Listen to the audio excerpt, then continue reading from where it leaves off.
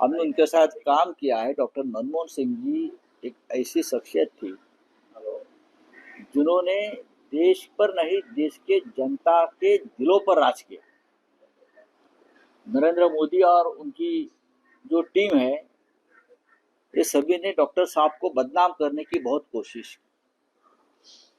मौनी बाबा कहा, पपेट कहा, सब कुछ कहा, लेकिन ये आदमी इतना प्रामाणिक और सभ्य रहा कि कभी गलत शब्दों का इस्तेमाल नहीं किया अपने जो विरोधी है उनके लिए।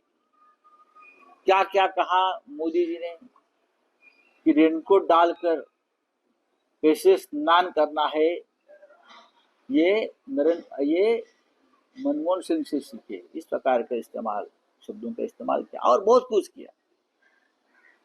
लेकिन मनमोहन सिंह एक हिम्मत वाले नेता थे। हिम्मत वाले इसलिए थे कि उनके कार्यकाल में 250 से भी ज्यादा बड़ी बड़ी वार्तालाप, प्रेस कॉन्फ्रेंस पूरे विश्व में लेने की हिम्मत मनमोहन सिंह साहब ने दिखाई है। सभी प्रश्नों का जवाब देते थे, लोगों से डायलॉग करते थे।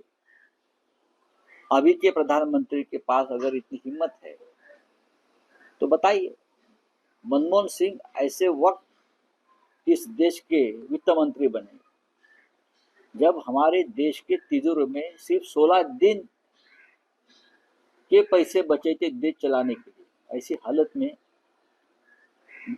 नरसिंह राव जी ने मनमोहन सिंह जी को वित्त मंत्री बनाया और ये डॉक्टर अर्थशास्त्र के देश को उस कबाड़े से बाहर निकाला।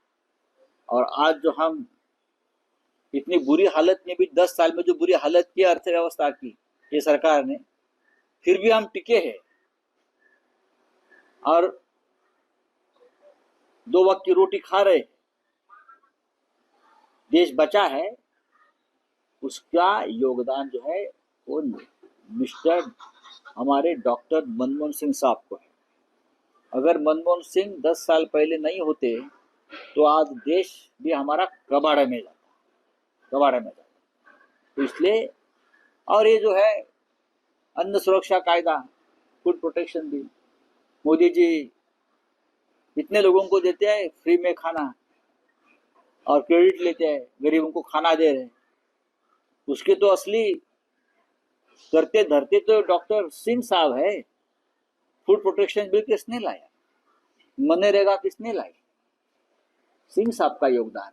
अब भूलो मत, अगर सिंह साहब नहीं होते तो ये देश नहीं रहता 10 साल में।